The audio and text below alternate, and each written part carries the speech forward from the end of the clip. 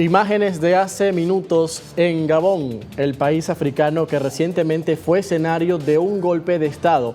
Allí el general Brice Oligui Nguema, líder de la junta militar que dirige Gabón desde el golpe de Estado del pasado miércoles, juró el cargo de presidente de la transición. Ese es el general que ahora va a liderar el país en el marco de este golpe de Estado. Ya vamos a estar analizando qué ha representado este golpe de Estado en Gabón, qué le ha seguido a la serie de golpes de Estado que se han suscitado en el país durante los últimos años y más recientemente en Níger. Nos vamos a conectar hoy con Saiba Bayo, es politólogo y analista internacional. Está con nosotros conectado desde Barcelona, España. Le damos la bienvenida. Buenas tardes para usted. Buenas tardes. Gracias por invitarme. Muchísimas gracias por atendernos en esta oportunidad en Primera Página. Quisiera en primer lugar consultarle, en el caso de Gabón, ¿por qué se dice que este es un golpe de Estado dentro de otro? ¿Cómo se explica esta situación? A ver, primero hay que analizar la relación del golpe de Gabón en relación con los otros golpes. Primero hay que decir que había un sistema que se ha llegado a llamar como dinastía, lo que existía en Gabón. ¿Por qué dinastía? Porque primero Gabón, el régimen de Ali Bongo, que heredó de su padre, Omar Bongo, es uno de los regímenes coloniales, ¿no? Es decir, cuando hablamos de regímenes coloniales aquí como dinastía también hay que contextualizar, que creo que es importante para que la gente entienda por qué se llama esto régimen colonial. 1958, De Gaulle, cuando llegó a Francia después del colapso de la Cuarta República, De Gaulle llegó al poder y fue en África para reformar la relación entre Francia y sus colonias. Creó lo que es la Communauté Française, la comunidad francesa. Y dentro de esa Communauté Française había la intención de delegar el poder político a élites africanas y el poder económico se mantiene dentro de lo que es el sistema colonial. Se había creado anteriormente una moneda que se llama franco de las colonias francesas de África, que hasta el día de hoy existe, que se llama CFA, pero se llama Comunidad Francesa de África, Comunidad Financiera de África. Dentro de esta Communauté Française se ha creado los estados africanos, que se les preguntó si quieren formar parte de la Communauté Française. En 1959 se hizo un referéndum, 58 se hizo un referéndum. Dentro de este referéndum había esta pregunta: ¿queréis formar parte de la Communauté Francesa o bien queréis tomar vuestra propia independencia? Resulta que todas las colonias francesas decidieron quedarse dentro de la Communauté Francesa. Los primeros presidentes, que empezaron de 59, 60, fueron elegidos a través de un proceso de transición que empezó en 59, 60 y progresivamente pues los presidentes africanos fueron eligiéndose. 64, el presidente electo de Gabón, que fue Léomba, le dieron un golpe de Estado, pero Francia intervino y le repuso. Hasta 67 se sustituyó Léomba por Ali Omar Bongo, que era primer ministro entonces de Léomba. Pasó Omar Bongo a coger el poder, pero realmente estaba a la sombra. Pero quien realmente estaba mandando era Omar Bongo. Omar Bongo así llegó al poder, pero ya estaba en el poder, de hecho, desde 1960. A partir de allí, manejó el país como su jardín privado. Se murió aquí en Barcelona y fue sustituido por su hijo Ali Bongo. Entonces, a partir de allí, Ali Bongo manejó las elecciones, intentó hacer transparencia, de hecho, que se hacía desde su padre, desde 1990 se impuso a los países africanos que si quieren seguir teniendo un apoyo, ¿de acuerdo?, financiero, la cooperación, la famosa cooperación, tenían que organizar elecciones transparentes. Resulta que al final, en estas elecciones, sabemos perfectamente que el resultado siempre va a ser lo mismo. Claro. Ali Bongo hizo como su padre y hasta ahora que se le dio el golpe, hubo un intento de golpe en 2019 que se frustró y finalmente el último golpe que le dio fue este. Muchos dicen que es su primo, que son familia, que están intentando... ¿Hay alguna conexión allí? ¿Perdón? ¿Hay alguna conexión entre Bongo y el que ahora ha asumido como presidente de la transición? Hay que decir que es imposible primero que haya un gobierno ahora mismo en Gabón o un poder en Gabón que no cuente con el antiguo régimen de Omar Bongo. ¿Por qué? Porque hay que entender cómo funcionaba el sistema anterior, es decir, el poder de Omar Bongo o el poder de las primeras excolonias francesas. Bien. Todo era un clan, todas las personas que estaban implicadas dentro de la gestión del poder eran de un cierto clan. Es decir, si tú quieres llegar a ser militar, a ser general, tienes que pertenecer a una familia donde alguien es general, es decir, donde las mismas familias que han manejado el poder militar desde la independencia, los que eran militares coloniales, que llamaban claro. Exacto. Entonces, si no formas parte de estos clanes y los que estaban, por ejemplo, en la administración, en la justicia, todo era clanes. Estimado Saiba, tengo que hacer una pausa ahora mismo. Hacer un golpe, siendo militar, siendo general, si no formas parte de este círculo.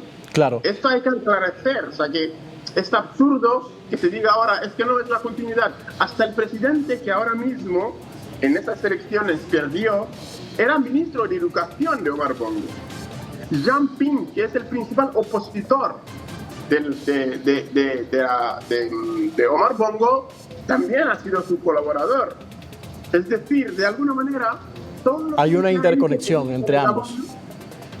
Tengo que hacer una pausa, estimado Saiba. A la vuelta quisiera continuar conversando con usted para que nos explique cómo se diferencia esta situación de la que viven países como Níger o los del Sahel, que también se han visto inmersos en golpes de Estado en los últimos años. Conversamos con Saiba Bayo, politólogo y analista internacional, con nosotros desde Barcelona, España. 7:26, continuamos con más de Primera Página. Hoy conversamos con Saiba Bayo, politólogo y analista internacional, en relación a los hechos que han ocurrido durante estos últimos días y semanas en África, con los golpes de Estado en Gabón, más recientemente, y también en Níger, el pasado mes de julio. Ahora, Saiba, yo le pregunto, ¿cómo se relaciona lo de Gabón con lo de Níger? ¿De qué se tratan esos problemas estructurales que hay que resolver? Y también las diferencias en las problemáticas existentes entre ambos países, porque Gabón no forma parte del Sahel, está más aislado, pero también ha sido escenario de este golpe de Estado. ¿Cómo usted nos explica brevemente las causas de lo que allí sucede para que este escenario sea cada vez más repetitivo? A ver, simplemente porque en el Sahel existía la problemática de la sobrevivencia de los estados, de Mali, Burkina Faso y Níger. Entonces, si había un conflicto desde 2012 que hacía pensar que se tenía que crear, de hecho había expertos de la ONU que llegaron incluso a afirmar que se necesitaba crear un estado en esta zona para que los tuareg puedan tener su propio estado, porque son diferentes de las otras etnias, que me parece una gran idea desde el punto de vista, irónicamente, porque claro, si esto fuera una razón, tendríamos que dar la independencia al País Vasco en España, a Cataluña en España. Por lo tanto, como es África, cualquiera puede permitirse darle una elección. Entonces, cuando se dio el golpe de Estado en Mali, para recuperar el territorio perdido, porque hay que recordar que hasta el día de hoy hay parte de Mali que no está controlado por las autoridades, ¿no? No está controlada por las autoridades. Luego viene el golpe de Burkina y el golpe de Níger viene a completarse dentro de esta misma problemática. Ahora, esta situación es totalmente distinta porque estamos en el Sahel. Hay que añadir que hay un problema también latente, que es también el tema del terrorismo, que también existe, es una realidad, es igualmente una realidad. Entonces, eso estoy diferente que hay en África Central, como Gabón. Hemos visto mucho rechazo en los últimos días de la gente a la presencia militar de Francia. Tiene aproximadamente 1.500 soldados en el país y tiene bases también, y además tenía una estrecha cooperación con el presidente derrocado Mohamed Bazoum. ¿Por qué hay tanto rechazo de la juventud, sobre todo hacia Francia? Y si es posible que después de este escenario de golpe de Estado, Francia recupere algún lugar allí, o se hablaría más bien de un proyecto africano políticamente más sólido y estable. ¿Cómo usted lo analiza? Yo creo que hay que hacer un análisis histórico. Lo que la gente olvida es esta parte histórica. Las transiciones, las independencias africanas no fueron nunca unas independencias reales. Esto es una de las primeras causas que los africanos, la juventud africana ha llegado a entender. Recordemos que la presencia militar francesa en esta zona está ligada a los pactos coloniales. De hecho, cuando los militares de Níger llegaron al poder, lo primero que denunciaron es este pacto militar, ¿de acuerdo? La presencia militar en su territorio. Mali hizo lo mismo, Burkina hizo lo mismo. Entonces, hay una sociedad civil que empuja, por un lado, que hay que reconocer, aunque la gente dice muchas veces, los expertos occidentales sobre todo, que es Rusia que está detrás de todo esto. Yo creo que hay que ver la reacción de Patrice Talon, que dijo en su momento que Mali tiene el derecho de tener la cooperación con cualquier fuerza privada si esto le devuelve la soberanía total, la recuperación de su territorio. Sí, a eso que se refería, de que Rusia está muy presente. Hemos visto muchos manifestantes a favor de Rusia, incluso ondeando la bandera rusa. ¿Qué hace Rusia allí? ¿Tiene que ver algo en todo esto? A ver, de la misma manera que hace Francia allí, de la misma manera que hace Estados Unidos allí, de la misma manera que hace China allí. Yo creo que a nadie le pregunta a Estados Unidos qué estaba haciendo en Irak, y además qué estaba haciendo Blackwater en Irak. Nadie le pregunta a Estados Unidos qué está haciendo en muchos países de América Latina. ¿Por qué le tienen que preguntar a los africanos qué hace Rusia allí? Es que eso es la preocupación, ¿no? La preocupación de los africanos, yo creo que muchas banderas de estas son banderas de provocación también, porque fíjense, no son centenares de banderas, vas a encontrar 10, 15 personas y muchos de estos, de hecho, agitan esa bandera sin tener ni idea de qué es Rusia, pero simplemente porque saben que esto irrita a Occidente, lo hacen.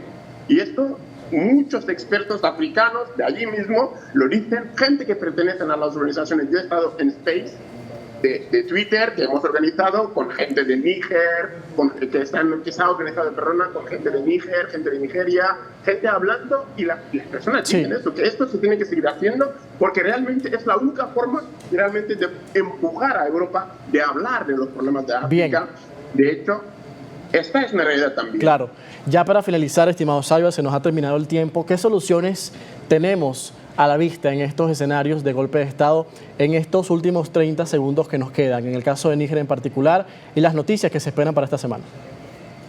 La democracia real. La democracia es la libertad de los pueblos, la distribución de la riqueza. Los africanos, los jóvenes están muriendo en el Atlántico, están muriendo en el Mediterráneo. ¿Saben por qué? Porque quieren libertad. Todos. La gente quiere libertad, la gente quiere simplemente que se redistribuya la riqueza, la gente quiere instituciones sólidas, la gente no quiere que vengan a organizar unas elecciones falsas con observadores que no tienen ni puñetera de lo que hacen allí y confirman unas elecciones de entrada que sabemos quién iba a ser el ganador. Esa es la única solución. La única solución es que los señores que tienen 60, 70 años, ¿de acuerdo? Que son los abuelos, Paul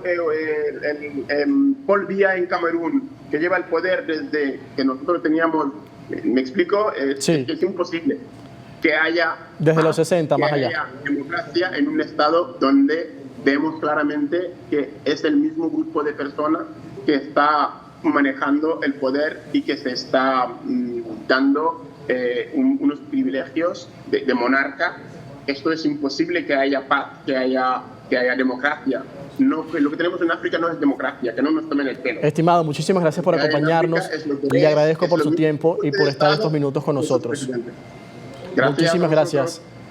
Saiba Bayo a esta hora desde Barcelona, España, politólogo y analista, analizando de hecho lo que sucede en África. Esperemos que los africanos resuelvan sus conflictos y problemas internos de una manera pacífica y además con autodeterminación, sin intervención, por supuesto, de agentes externos. Vamos a la pausa, amigos. 7:34 minutos. A la vuelta, más actualidad en Primera Página.